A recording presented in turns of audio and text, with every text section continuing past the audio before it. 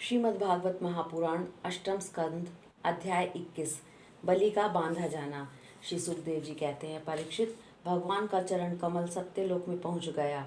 उसके नख चंद्र की छटा से सत्यलोक की आभा फीकी पड़ गई। स्वयं ब्रह्मा भी उसके प्रकाश में डूब से गए। उन्होंने मरीचि आदि ऋषियों, सुनंद, सनंदन आदि नैष्ठिक ब्रह्मचारियों एवं बड़े बड़े योगियों के साथ भगवान के चरण कमल की अगवानी की। वेद, उपवेद, नियम, यम, तर्क, इतिहास, वेदांग और पुराण संहिताएं जो ब्रह्मलोक में मूर्तिमान होकर निवास करते हैं, जिन लोगों ने योग रूप वायु से ज्ञानाग्नि को प्रज्वलित करके कर्म मल को भस्म कर डाला है, वे महात्मा सब ने भगवान के चरण की वंदना की। इसी चरण कमल के स्मरण की महिमा से ये सब कर्म के द्वारा प्राप्त न होने योग्य ब्रह्मा जी के धाम में पहुंचे हैं। भगवान ब्रह्मा की कीर्ति बड़ी पवित्र है। वे विष्णु भगवान के नाभि कमल से उत्पन्न हुए हैं। अगवानी करने के बाद उन्होंने स्वयं विश्व रूप भगवान के ऊपर उठे हुए चरण का अर्ध्य पाद से पूजन किया, प्रक्षालन किया। पूजा करके बड़े प्रेम और भक्ति से उन्होंने भगवान की स्तुति की।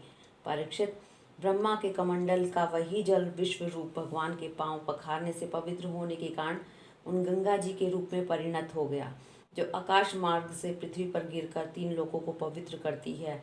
ये गंगा जी क्या हैं? भगवान की मूर्तिमान उज्जवल कीर्ति। जब भगवान ने अपने स्वरूप को कुछ छोटा कर लिया, अपनी विभूतियों को कुछ समेट लिया, तब ब्रह्मा आदि लोकपालों ने अपने अनुचरों के साथ बड़े आदर भाव से अपने स्वामी भगवान को अनेक प्रकार की भेंटें समर्पित की। उन लोगों ने जल, उपहार, माला, दिव्य गंधों से भरे अंगराग, सुगंधित धूप, दीप, खील, अक्षत, फल, अंकुर, भगवान की महिमा और प्रभाव से युक्त स्त्रोत, जय घोष, नृत्य, बाजे गाजे, गान एवं शंख और दुदुम्बी के शब्दों से भगवान की आराधना की। उस समय ऋतराज जामवान मन के समान वेग से दौड़कर सब दिशाओं में बैरी बजा बजा कर भगवान की मंगल में विजय की घोषणा कराए। दैत्यों ने देखा कि वामन जी ने 3 पग पृथ्वी मांगने के बहाने सारी पृथ्वी ही छीन ली। तब वे सोचने लगे कि हमारे स्वामी बलि इस समय यज्ञ में दीक्षित हैं, वे तो कुछ कहेंगे नहीं। इसलिए बहुत चिढ़ाकर वे आपस में कहने लगे, अरे ये ब्राह्मण नहीं है, यह सबसे बड़ा मायावी विष्णु है। ब्राह्मण के रूप में छिपकर यह देवताओं का काम बनाना चाहता है। जब हमारे स्वामी यज्ञ में दीक्षित होकर किसी को किसी प्रकार का दंड देने के लिए उपरत हो गए हैं, तब इस शत्रु ने ब्रह्मचारी का वेश बनाकर पहले तो याचना की और पीछे हमारा सर्वस्व हरण कर लिया। जो तो हमारे स्वामी सदा ही सत्यनिष्ठ है, परंतु यज्ञ में दीक्षित होने पर वे इस बात का विशेष ध्यान रखते हैं।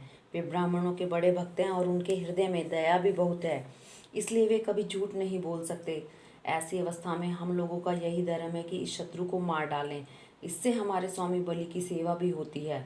यूँ सोचकर राजा बलि के अनुचर असुरों ने अपने अपने हथियार उठा लिए।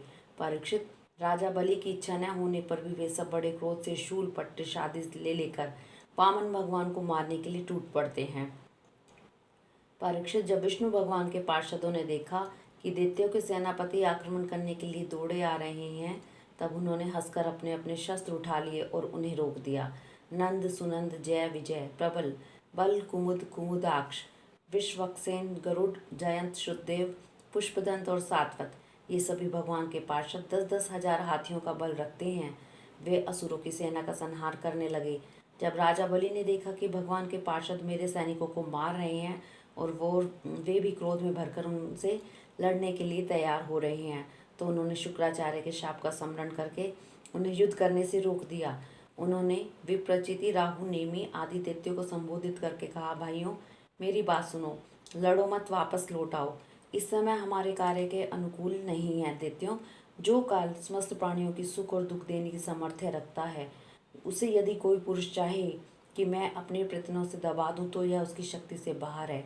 जो पहले हमारी उन्नति और देवताओं की अवनति के कारण हुए थे, वही काल भगवान अब उनकी उन्नति और हमारी अवनति के कारण हो रहे हैं। बल, मंत्री, बुद्धि, दुर्ग, मंत्र, औषधि और समाधि उपाय, इनमें से किसी भी साधन के द्वारा अथवा सबके द्वारा मनुष्य काल पर विजय नहीं प्राप्त कर सकता। जब देव तुम लोगों के अनुकूल था, तब तुम लोगों ने भगवान के इन पार्षदों को कई बार जीत लिया था, पर देखो आज वे ही युद्ध में हम पर विजय प्राप्त करके सिंहनाद कर रहे हैं। यदि देव हमारे अनुकूल हो जाएगा तो हम भी इन्हें जीत लेंगे। इसलिए उस समय की प्रतीक्षा करो जो हमारी कार्य सिद्धि के लिए अनुकूल हो। श्री सुखदेव जी कहते हैं, परीक्षित, अपने स्वामी बलि की बात सुनकर भगवान के पार्षदों से हारे हुए दानव और दैत्य सेनापति रसातल में चले गए। उनके जाने के बाद भगवान के हृदय की बात जानकर पक्षीराज गरुड़ ने वरुण के पाशों में बलि को बांध दिया। उस दिन उनके अश्वमेध यज्ञ में सोमपान होने वाला था। जब सर्वशक्तिमान भगवान विष्णु ने बलि को इस प्रकार बंधवा दिया, तब पृथ्वी, आकाश और समस्त दिशाओं में लोग हाय हाय करने लगे। यद्यपि बलि वरुण के पाशों से बंधे हुए थे, उनकी संपत्ति भी उनके हाथों से निकल गई थी, फिर भी उनकी बुद्धि निश्चयात्मक थी और सब लोग उनके उद्धार यश का गान कर रहे थे। परीक्षित, उस समय भगवान ने बलि से कहा, असुर, तुमने मुझे पृथ्वी के 3 पग दिए थे। 2 पग में मैंने सारी त्रिलोकी को नाप लिया, अब तीसरा पग पूरा करो। जहाँ तक सूर्य की गर्मी पहुँचती है, जहाँ तक नक्षत्रों और चंद्रमा की किरणें पहुँचती हैं और जहाँ तक बादल जाकर बसते हैं, वहाँ तक की सारी पृथ्वी तुम्हारे अधिकार में थी। तुम्हारे देखते ही देखते मैंने अपने एक पैर से भूलोक, शरीर से आकाश और दिशाएं एवं दूसरे पैर से सर्वलोक नाप लिया है। इस प्रकार तुम्हारा सब कुछ मेरा हो चुका है। फिर भी तुमने जो प्रतिज्ञा की थी उसे पूरा न कर सकने के कारण अब तुम्हें नरक में रहना पड़ेगा। तुम्हारे गुरुजी तो इस विषय में सम्मति है ही। अब जाओ, तुम नरक में प्रवेश करो। जो याचक को देने की प्रतिज्ञा करके मुकर जाता है और इस प्रकार उसे धोखा देता है, उसके सारे मनोरथ व्यर्थ होते हैं। स्वर्ग की बात तो दूर रही, उस नरक में गिरना पड़ता है। तुम्हें इस बात का घमंड था कि मैं बड़ा धनी हूँ। तुमने मुझसे दूंगा ऐसी प्रतिज्ञा करके फिर धोखा दे दिया। अब तुम कुछ वर्षों तक इस झूठ का फल नरक भोगो। हरिओम तत्सत।